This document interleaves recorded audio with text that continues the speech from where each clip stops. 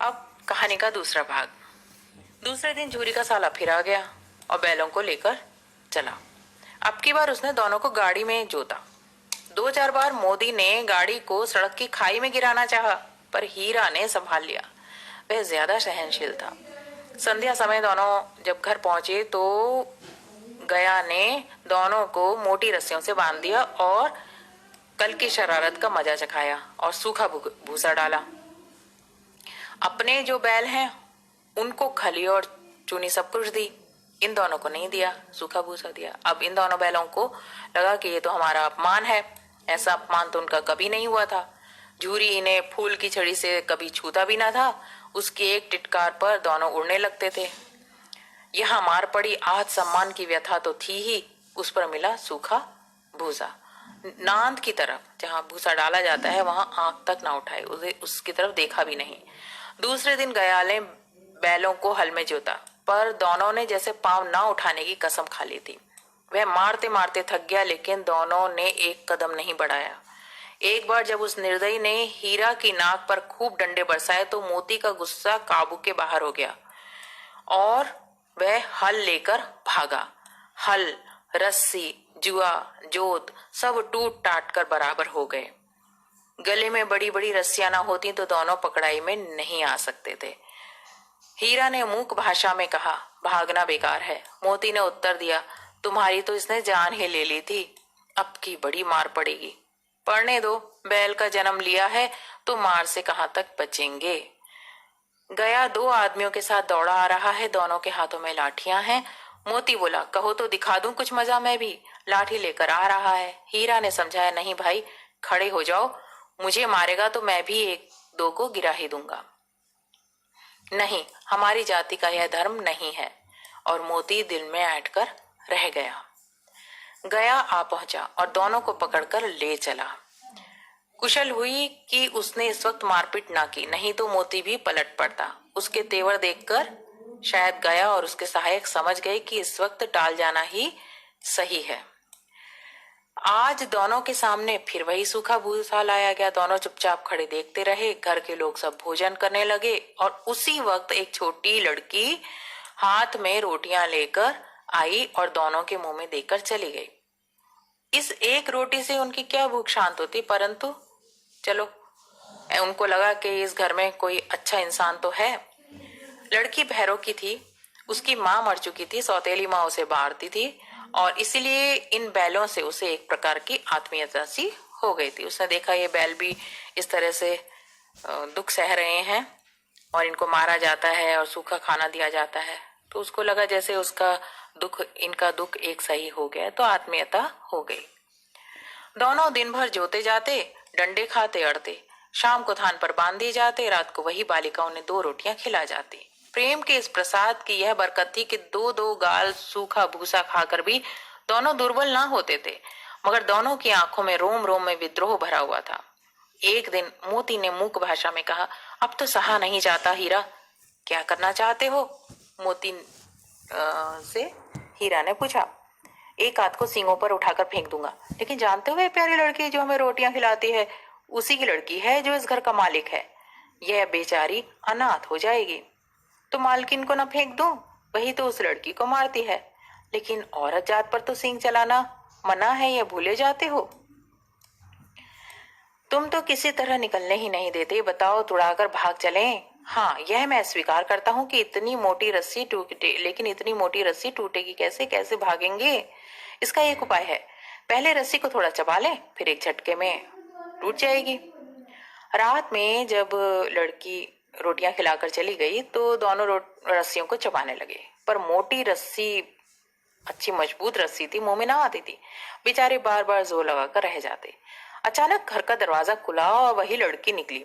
दोनों सिर झुकाकर उसका हाथ चाटने लगे। दोनों की पूंछें खड़ी हो गईं। उसने उनके माथे सहलाए और बोली, खोल देती हूँ, चुपके से भाग जाओ, नहीं तो यहाँ लोग मार डालेंगे। आज घर में सलाह हो रही है कि इनकी नाकों में नाथ डाल दी जाए। उसने गराम उनके गले की जो फूलदार रस्सी होती है उसको खोल दिया, पर दोनों चुपचाप खड़े रहे। मोती अपनी भाषा में बोला, अब चलते क्यों नहीं? हीरा ने कहा, चलें तो कल इस अनाथ पर आफत आएगी, सब इसी पर संदेह करेंगे। सहसा बालिका चिल्लाई, दोनों फूफा वाले बैल भागे जा रहे हैं। ओ दादा दादा, दोनों बैल भागे जा रहे हैं, जल्दी दौड़ो। गया हड़बड़ाकर भीतर से निकला और बैलों को पकड़ने चला। वे दोनों भागे, गया ने पीछा किया। और भी तेज हुए। गया ने शोर मचाया, फिर गांव के कुछ आदमियों को साथ लेकर वह लेने के लिए लौटा और दोनों मित्रों को भागने का मौका मिल गया। वे दोनों सीधे दौड़ते चले। उन्हें पता ही नहीं कौन से रास्ते वे दौड़ रहे हैं और जिस परिचित मार्ग से वे आए थे उसका यहाँ कुछ अता पता नहीं था। अंधेरा था, नए नए गांव मिलने लगे। तब दोनों को एक खेत के किनारे खड़े होकर सोचने लगे कि अब क्या करना चाहिए। हीरा ने कहा, ऐसा लगता है कि हम तो रास्ता भूल गए। उसने कहा, हाँ, तुम भी बेतहाशा भागे और हमें तो उसे वहीं मार गिराना था। उसे मार गिराते तो दुनिया क्या कहती, अपना धर्म छोड़ दूं? लेकिन हम अपना धर्म क्यों छोड़ें? दोनों बैल इस बात पे सहमत हो जाते हैं। फिर लेकिन होता क्या है कि दोनों भूख से व्याकुल हो रहे हैं। खेत में मटर थी, मटर का खेत था। दोनों चरने लगे। रह रह कर यह भी देख लेते इधर उधर के कोई आ तो नहीं रहा। जब पेट भर गया तो दोनों ने आजादी का अनुभव किया और दोनों मस्त होकर उछलने कूदने लगे। दोनों ने डका लिया, उनके पेट भर गए थे। फिर सींग मिलाए, एक दूसरे को खेलने लगे। मोती ने हीरा को कई कदम पीछे हटा दिया, यहाँ तक कि वह खाई में गिर गया। तब उसे भी गुस्सा आ गया, संभल कर उठा और फिर मोती से मिल गया। मोती ने देखा कि खेल में अब झगड़ा होने वाला है तो वह किनारे हट गया। तो दोनों इतने समझदार थे, जहाँ खेल में उन्हें लगता कि मनमुटाव शुरू ना हो जाए या एक को गुस्सा आ रहा है तो दूसरा चुप हो जाता था। अरे यह क्या, कोई सांड डौंकते चला आ रहा है। हाँ, सांड ही तो है। वह सामने आ पहुंचा। दोनों मित्र बगले झांकने लगे, इधर उधर देखने लगे। अब क्या करें, सांड तो पूरा हाथी है, उससे भिड़ना जान से हाथ धोना है, यानी मौत को दावत देना है। लेकिन ना भिड़ने पर भी जान बचती नजर नहीं आती। सांड तो बहुत मजबूत होता है, इन्हीं की तरफ आ रहा है। कितनी भयंकर सूरत है।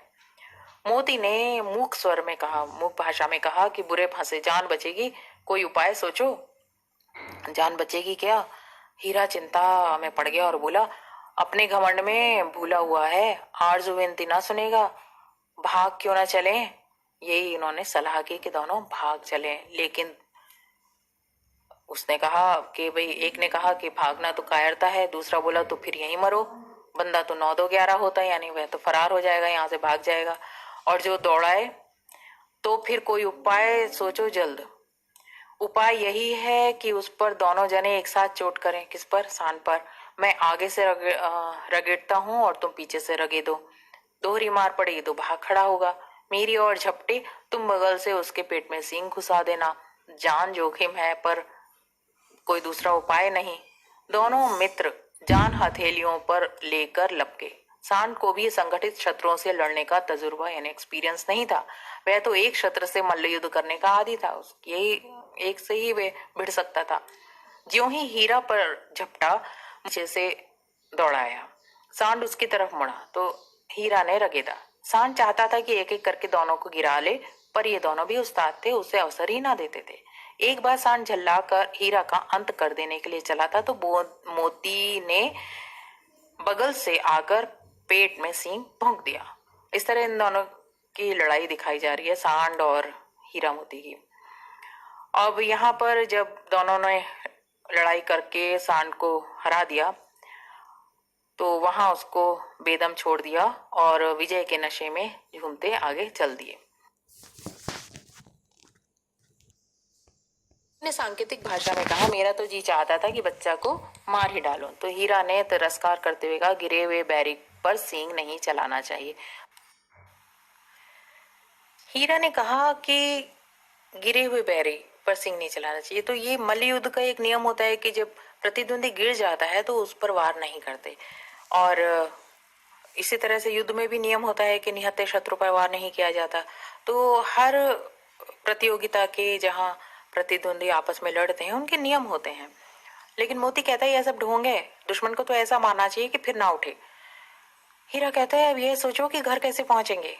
मोती कहता है भाई मुझे तो कुछ खाना है, पहले कुछ खा लेते हैं फिर सोचेंगे। सामने मटर का खेत घुस गया। हीरा ने मना किया मत जा, लेकिन वो गया और हुआ क्या कि वहां पानी था, उस खेत को सींचा हुआ था तो कीचड़ थी, उसमें उसके पांव फंस गए, वो भाग नहीं सका। आदमी लोग वहां पर आए और उन्होंने उसको पकड़ लिया। जब हीरा ने देखा कि मोती को पकड़ लिया गया वह तो भाग सकता था, किनारे था, खेत के बाहर था, लेकिन उसने देखा कि मोती फंस गया तो वो भी वापस आ गया और दोनों को पकड़ लिया गया और सुबह होते ही उन्हें कान्हा जी हाउस में बंद कर दिया गया।